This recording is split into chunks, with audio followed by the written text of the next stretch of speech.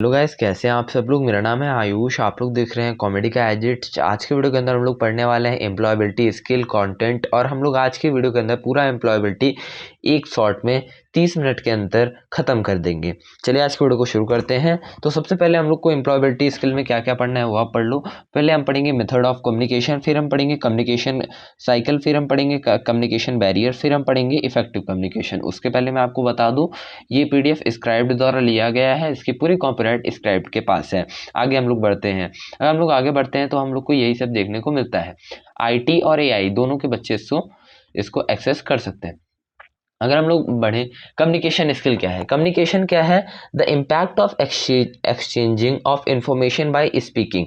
जब हम बोलकर, लिखकर और किसी भी माध्यम से अपनी कोई भी बात दूसरे को समझाते हैं या बताते हैं तो उसको हम लोग क्या कहते हैं? कम्युनिकेशन। अब कम्युनिकेशन के 3 मेथड होते हैं। पहला कम्युनिकेशन होता है वर्बल, दूसरा नॉन वर्बल और तीसरा विजुअल। और ये जो फॉलोइंग है ये कम्युनिकेशन के मेथड है, वर्बल, नॉन वर्बल और विजुअल। अगर हम लोग वर्बल कम्युनिकेशन की बात करें, people use words to exchange through feelings and ideas. अगर हम लोग आपको सीधे से मैं बताऊं वर्बल कम्युनिकेशन क्या होता है, जैसे हम लोग बात करके जिससे अपना कम्युनिकेशन करते हैं। वर्बल कम्युनिकेशन में most of the time oral communication होता है। ठीक है, हम लोग बात करके जब अपने एक्सचेंज ऑफ वर्ड्स करते हैं और अपने फीलिंग्स को एक्सचेंज करते हैं तो उसको हम लोग कहते हैं वर्बल कम्युनिकेशन। ये 3 टाइप के होते हैं, ओरल, रिटन। ठीक है, ओरल मतलब बोलकर, रिटन मतलब लिखकर। नॉन वर्बल कम्युनिकेशन क्या होता है? नॉन वर्बल कम्युनिकेशन और नॉन वर्बल, जैसे कि नॉन वर्बल कम्युनिकेशन से हम जैसे अपने जेस्चर से और अपनी बॉडी मूवमेंट से चीज़ें को दूसरे को समझा दें। Non verbal communication facial expression से, जैसे आप लोग कभी कभी देखो, आप लोग जब बोल नहीं पा रहे थे तो कैसे वो अपने फेशियल एक्सप्रेशन से दूसरे को अपनी चीज़ें समझा दें। विजुअल कम्युनिकेशन क्या होता है? आजकल तक कल का सबसे मस्त, मतलब जहाँ जहाँ से आजकल ज़्यादातर कम्युनिकेशन हो रहा है, यानी कि मोबाइल के द्वारा। अब मोबाइल के द्वारा वो कैसा कम्युनिकेशन होता है? Visual communication. अगर हम लोग आगे बढ़ें तो आगे हमको देखने को मिलता है कम्युनिकेशन साइकिल। कम्युनिकेशन साइकिल क्या होती है? In a communication process one person is a sender who conveys to message to another person known as receiver. जब एक जो कम्युनिकेशन प्रोसेस होता है उसमें एक जो बंदा होता है वो क्या होता है? आपका सेंडर होता है, मतलब जो बात को कहता है, और दूसरा क्या होता है? वो रिसीवर होता है, मतलब जो बात को सुनता है और उसको रिप्लाई देता है। तो ये, और when receiver gets message he acknowledge and send back response. जब वो रिस्पॉन्स देता है तो ये क्या बनाता है? एक कम्युनिकेशन साइकिल बनाता है। आपने उससे कुछ बात की, उसने आपको रिप्लाई दिया, फिर आपने उस रिप्लाई को अच्छे से डिकोड करके उसको फिर से बताया कि इसमें क्या क्या चीज़ें गलत हैं और क्या तुम गलत कह रहे हो, क्या तुम सही कह रहे हो। अगर इसके कंपोनेंट्स बात करें तो ये 7S हैं। 7S है कम्युनिकेशन साइकिल के। क्या है? सेंडर, मैसर। सेंडर क्या होता है? जो मैसेज को बोलता है। मैसेज क्या होता है? जो मैसेज आपने बोला है, जो सेंडर के द्वारा बोला गया है। इन कोडिंग मतलब कि वो बात किस तरीके से कोडिंग में है। जैसे कि मैंने तुमसे कहा कि आज रात को मैं 8 बजे सोऊंगा, तो ये भी कोडिंग में है कि 8 बजे सोऊंगा। अब जो चैनल होता है ना, जो रिसीवर होता है उसको डिकोड करेगा। रिसीवर मतलब जो सुनेगा। तो चैनल सबसे पहले क्या होता है? मीडियम क्या था मेरे बोलने का? मेरा माउथ था। अब जो रिसीवर है उसको वो बात पता चल गई, अब वो उसको डिकोड करेगा। मतलब वो इससे क्या, आज रात को 8 बजे, मतलब ये आज रात को 8 बजे सो जाएगा। अब फीडबैक क्या होता है? उसने कहा, अब फीडबैक क्या है? तुम्हारा उसने मैसेज सुना और उसने उसका रिप्लाई दिया, या बहुत अच्छी बात है कि तुम आज रात को 8 बजे सो जाओगे, तो क्या तुम कल जल्दी उठोगे, और जल्दी उठना हमारे सेहत के लिए अच्छा होता है। Principles of effective communication. Principles जो इफेक्टिव कम्युनिकेशन के ऊपर रूल करते हैं। Simple language. The language used in communication should B simple. जब आप कोई भी बात करो सिंपल लैंग्वेज में होनी चाहिए, ये नहीं। अब जैसे मुझको कहना था आज रात को मैं 8 बजे सोऊंगा। अब तुम वो सिंपली तुमने कह दिया आज रात को 8 बजे सो जाऊंगा। अब लेकिन तुमने उसको एकदम एकदम बहुत ही वो कर दिया कि सोच रहा हूँ रात को 8 बजे सो जाऊं, जहां तक है सो भी जाऊंगा, चलो सो ही जाऊंगा। तो क्या ये आपका अच्छा इफेक्टिव कम्युनिकेशन नहीं रहेगा। तो क्या, डायरेक्ट बोलो, और जो बोलो एकदम सिंपल बोलो। Definite, the communication should be definite, aim should be clear. जो एम है ना अपने माइंड में, वो एकदम क्लियर होना चाहिए कि आज रात को ये कह रहा है 8 बजे सोएगा, तो इसके एम में तुम्हारा क्या आ जाना चाहिए कि रात को 8 बजे ये सो जाएगा। कंप्लीट रहना चाहिए, बात पूरी रहनी चाहिए। अब मैं अगर ऐसे बोल दूं आज रात 8 बजे, तो आपको पता नहीं चलेगा। तो वो क्या होना चाहिए, कंप्लीट होना चाहिए। एप्रोप्रिएट मीडियम, अब प्रॉपर मीडियम, एक प्रॉपर मीडियम होना चाहिए सेंडर और रिसीवर के बीच में। यानी कि या तो वर्बली हम मुंह से बात करें, या तो लिख के बात करें, या तो फेशियल एक्सप्रेशन से बात करें, या हम विजुअली बात करें, ठीक है। लेकिन एक मीडियम होना चाहिए बात करने का। उसके बाद हम लोग आते हैं आपके ऑथेंटिक होना चाहिए, बात जो है आपकी एकदम सही होनी चाहिए और एकदम ऑथेंटिक होनी चाहिए। कोर्टियस होनी चाहिए, the sender should be polite. आप जब बात करो ना तो पोलाइटली बात करो, ज़्यादा एंगर में मत बात करो, और बहुत ज़्यादा एकदम ही पोलाइट मत हो जाओ। पोलाइट हो लेकिन इतना भी पोलाइट नहीं। फीडबैक, फीडबैक एक बहुत ज़रूरी होता है। क्यों? क्योंकि एक फीडबैक जो होता है ना, वो बताता है कि रिसीवर को जो सेंडर होता है कि आपकी लैंग्वेज कैसी है और आपने क्या गलतियां कर रहे हैं। हम लोग आते हैं डिस्क्रिप्टिव फीडबैक। डिस्क्रिप्टिव फीडबैक जो होता है वो स्पेसिफिक इंफॉर्मेशन का होता है, और वो रिटर्न कमेंट्स में होता है, ठीक है। ये जैसे मैंने तुमको व्हाट्सएप पे लिख के भेजा कि यार मैं कैसी बात करता हूँ, तुमने फीडबैक दिया तुम बहुत अच्छी बात करते हो, यानी कि रिटर्नली वो चीज़ें हुई। नॉन स्पेसिफिक और स्पेसिफिक, इससे क्वेश्चन बनता नहीं है, तो आप इसको अभी के लिए छोड़ दो। हम लोग आते हैं कम्युनिकेशन बैरियर पे। Communication barrier is an obstacle that prevents the receiver from receiving and understanding the message that has been sent to.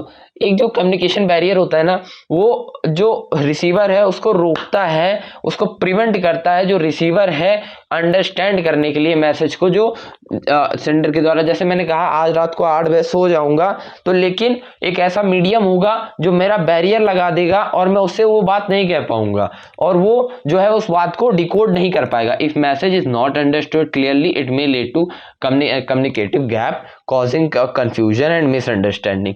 अब मैंने उसको बोल दिया रात 8 बजे, अब उसके दिमाग में ये तो नहीं घुस गया। अब देखो रात 8 बजे मैंने आधी बात बोली और वो कम्युनिकेशन बैरियर भी हो गई। अब मैंने तो पूरा बात बोला कि रात 8 बजे सो जाऊंगा, लेकिन उसका बैरियर क्या हो गया, रात 8 बजे। अब वो क्या सोचेगा, रात 8 बजे मेरी तो फील्डिंग सेट है भाई, उसने कह दिया रात 8 बजे, तो रात 8 बजे फील्डिंग सेट नहीं भैया।